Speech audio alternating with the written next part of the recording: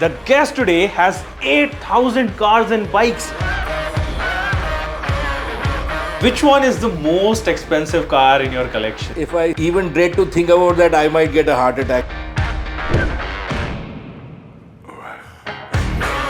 This is probably one of the greatest cars which was there in India. It belonged to the Maharaja of Orcha. The first Lama winning Ferrari from 1950. One of the biggest influences in my entire career as far as motorsport is concerned has got to be the racing history of Mercedes-Benz.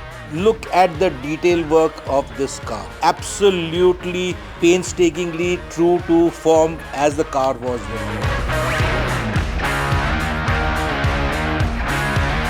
What would you say to someone who calls your collection toy cars and toy bikes? I'll give him a punch in the face.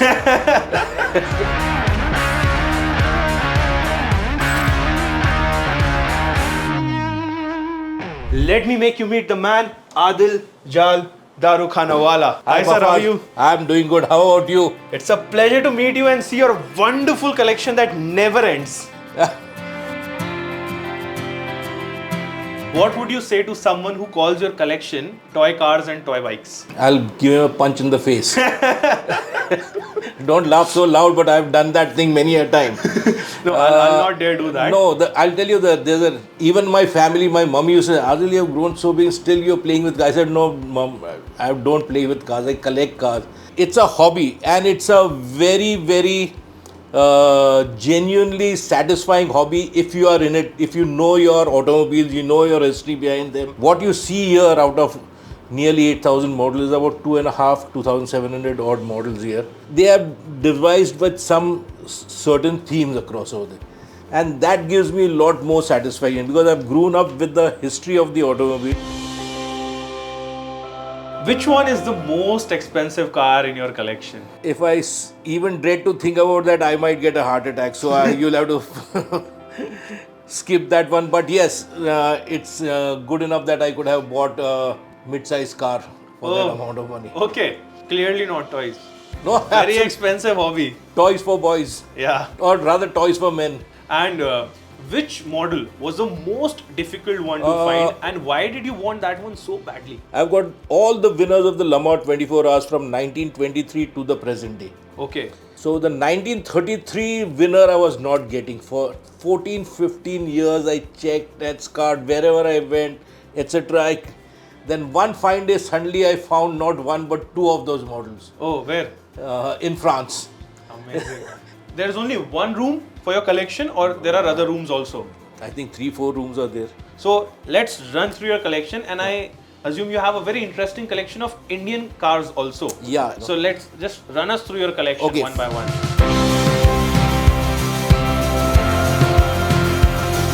Most important thing across the Indian car collection is something like the Landmaster, which used to be made by Hindustan Motors before the Ambassador came in.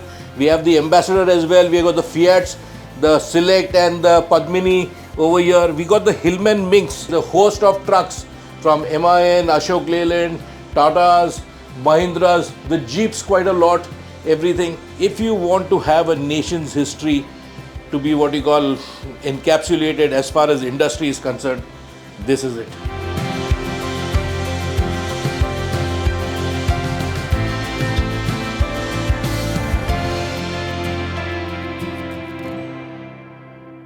There's a very interesting story behind these two boxes.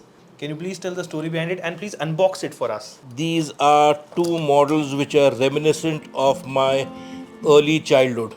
These are significant because they are very rare. They were the first models to be built in India. And can you also show us your collection of the Indian motorsports?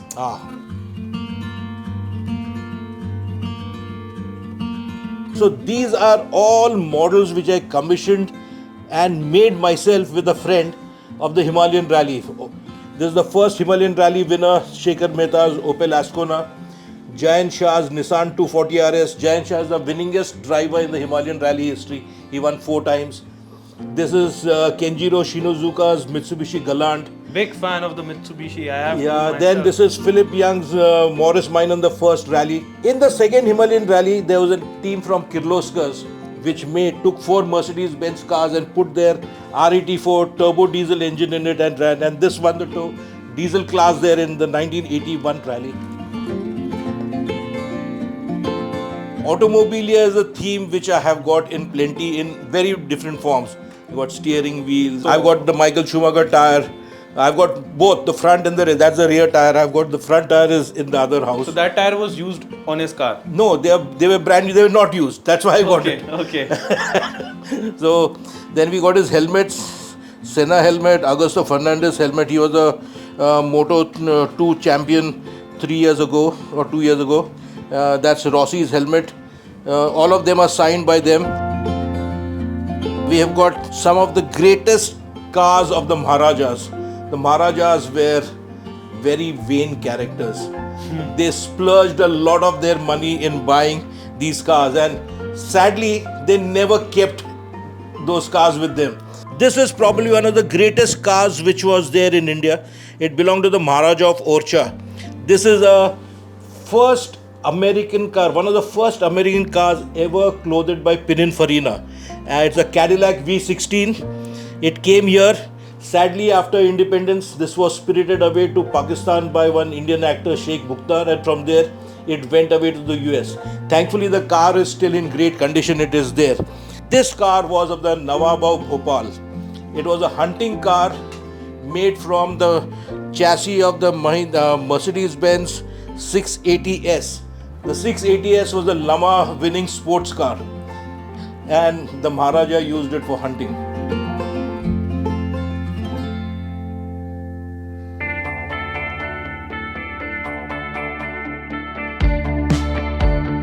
One of the biggest influences in my entire career as far as motorsport is concerned has got to be the racing history of Mercedes-Benz. It's a different thing that I've written a book also on about it. But let me take you through my silver arrows collection. They started with this W154 from 1934-35. It won the European, as a Formula 1 World Championships, then were known as the European Championships. The car's specification called for them to weigh 600 kilograms, but this car weighed a couple of kilograms more. So the German team manager got them to polish, take off all the paint, and then it came in this form, full metal polish. It made that 600 kilogram weight ratio, and that's how it went. This car was probably the most powerful Grand Prix car ever in history in the 30s. This car is something unique. It only took part in one race. That was the Mercedes-Benz Grand Prix Transporter. It could do a genuine 100 miles per hour. That has got the Memorabilia winning 300 SLR there. That is the actual race transporter of the Silver Arrows in the 1930s. A lot of history here, but then Mercedes-Benz history is so delightful as well. Ford beat Ferrari at Le Mans in 1966, and it was a 1-2-3 for Ford. Then it won again in 1967. Ferrari mounted a big, really big challenge with the 330 P4, which is over here. But this car with two Americans driving, there were 8 Ferraris and there were 8 Fords in the race. 7 Fords crashed or retired. The Ferraris were running, I think 3 or 4 Ferraris also crashed or retired, but there were 3 Ferraris running flat out. But this car just single-handedly decimated the Ferrari thing, and Ferrari never won again till just about 2 years ago.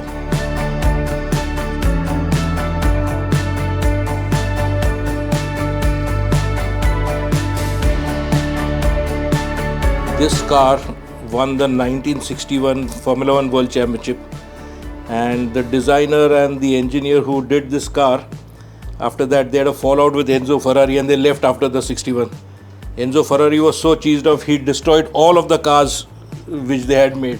There's not a single of these cars in existence today. This is the first Le Mans winning Ferrari from 1950. This is Michael Schumacher's Ferrari, which won at his, when it did his 90 wins.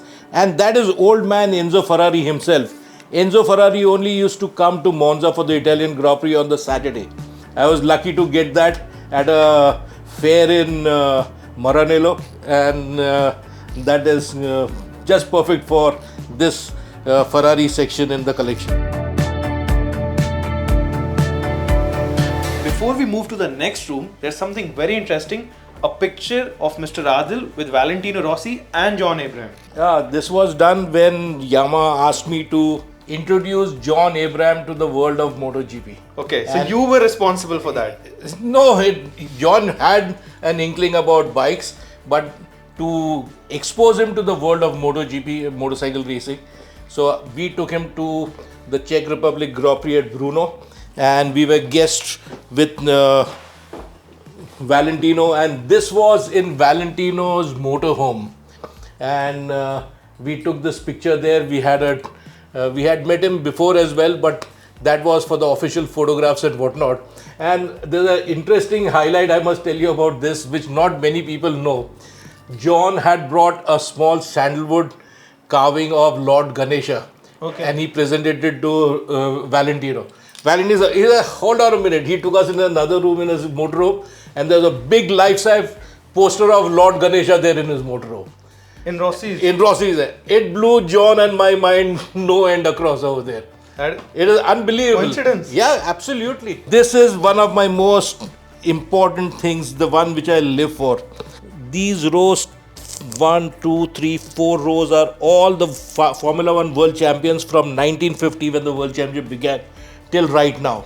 And the bottom rows over here, from here, are some of the greatest Formula 1 cars which were Formula 1 car winners, etc. Everything important from a technology point of view, etc. So I'm running out of space here. We have to find out some more space because I've got another 200-300 Formula 1 cars which are crying out for space to be put across over there. Do you have any restrictions from your wife for collecting these? Please don't get me there because that's a sore spot.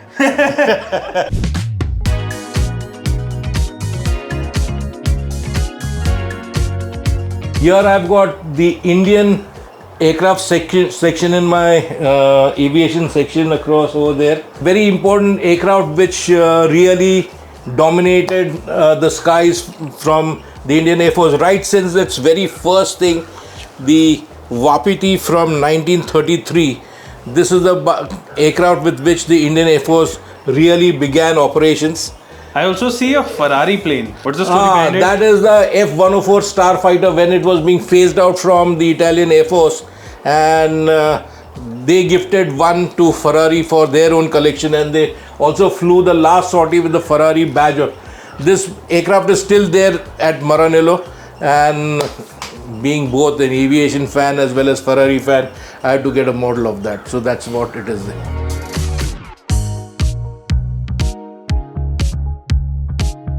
This is a small part of my motorcycle racing collection. We got some greats, John Surtees, MV Agusta, Freddie Spencer's bike. We've got Valentino Rossi's, quite a lot of bikes there elsewhere as well, a whole section on Valentino Rossi. We got the Kawasaki Ninjas which were there in Grand Prix racing, the Norton Manx, the MV Agusta signed by none other than 15 times world champion Giacomo Agostini. He also signed the Yamaha for me. This last world championship win on a 500, then the first Japanese bike ever to win the 500cc world championship. There's lots of Javas, Royal Enfields. This is one of my rarest bikes across in the collection. This is a bike which Pecco Bagnaia rode for Mahindra. The very first Grand Prix win for a Mahindra. This is one of only about some 5 or 6 models built. Rest are with Mahindra guys and whatnot and all that, and this one is with me. If you have to choose one, cars or bikes? Bikes first, cars come a close second. So there's a very special scale model in his collection with his name over it, with his pictures, and this is a real life car. This is the exact replica in the exact same color and spec. 1961 owner car, we restored it. It's been running like a dream. They hark back to an era which we have lost.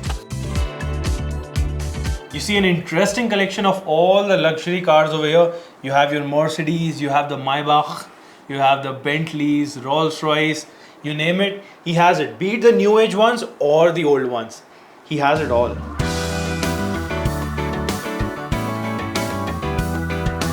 This is one of the most prized models in my collection. It is a 110 scale Ford GT40, the car which won the first Le Mans 24-hour win for Ford in 1966. This is something really outstanding. It is a model made by Exoto. They say that Exoto is among the Rolls-Royce of model car makers. This is truly outstanding in every aspect. I had to buy it in 4 installments because it cost a fortune then, almost about $1,200. What year? 2001. There are lots of motorcycles here, but this section is all devoted to Valentino Rossi. You had seen some of the cars in the other section, other bikes of Rossi but these are some of his most notable, successful bikes and some of his rally cars as well.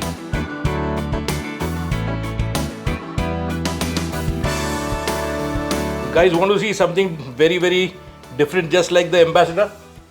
I've got a real 1:1 scale Yamaha MT01 which is down in the garage. By 1:1 he means the real bike. The real bike, yes. And I have got a 1:8 scale model of the MT01 created and crafted out of paper using all original Yamaha designs and blueprints. And I've also got die-cast version of the same MT01 in 1:18 scale. So we got 3 scales. I've got the real bike downstairs in the garage. We got this made out of paper in 1:8 scale, and we got this 1:18 scale. Amazing. So what do you have to say about Adil sir's passion and this huge ass collection? When he was at a certain age where generally parents expect kids to get settled in life, that time also Adil used to get car models. And she used to say, I don't think this boy will do something in his life, still playing with the cars and bikes. Do you ever stop him from collecting more cars and bikes, like enough? Initially, Adil's one more thing was like, he used to tell me when I used to ask him, how can you spend so much money on this? They're so expensive. So he used to tell me, oh no, this is gift from my friends. And bag full of models he used to get from all his journey. One day, by mistake, his bank statement came in my hand. Credit card bill. Credit card bill in. I just got the credit card bill, and then I realized the real. I was story. my own friend.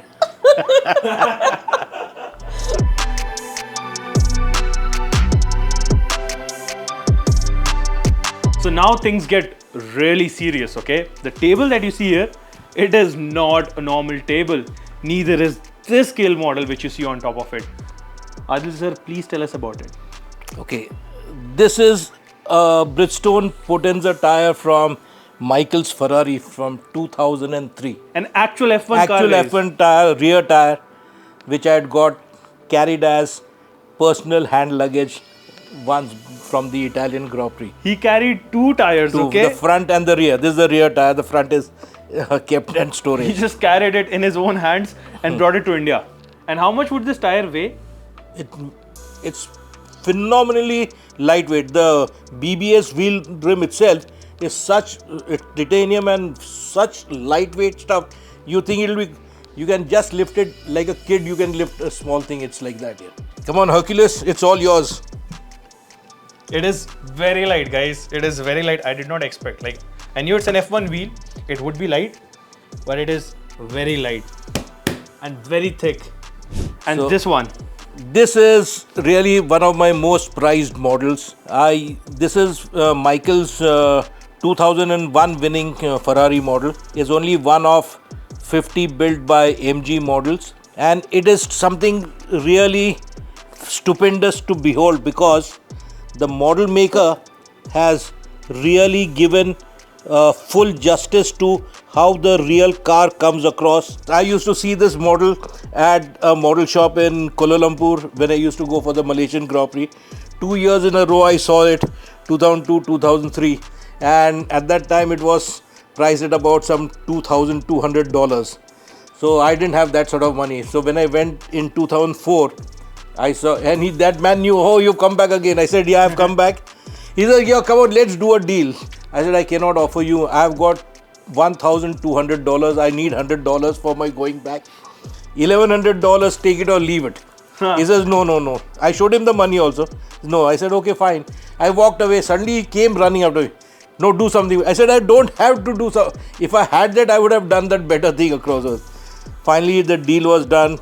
So I got it on the Saturday before the Grand Prix. I took out the plaque. I went out and met Michael the next day at the Grand Prix. He signed it for me. That's his signature there. And look at the detail work of this car. Absolutely painstakingly true to form as the car was there. Royal Enfield makes these really interesting 1:3 pieces of the classic 500, and they are very limited in the numbers, right? They should not have limited this, because this, according to me, is the finest and most detailed motorcycle model in the world.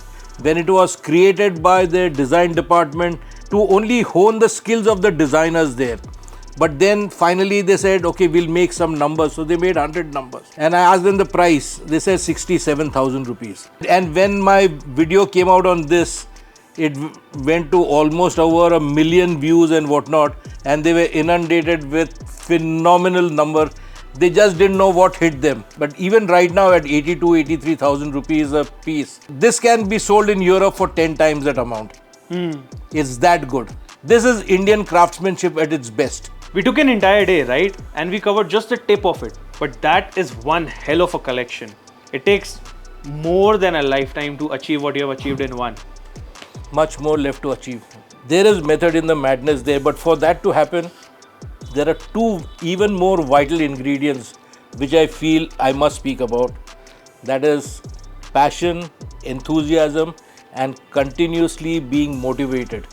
I see youngsters today come in across and they get jaded within a couple of years in this line. That is really speaking one of the key elements why this collection has grown like that.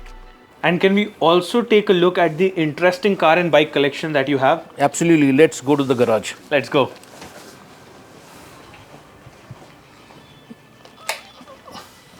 Well, what's behind us? That collection we will leave for another video. And if you had fun today, do like and follow.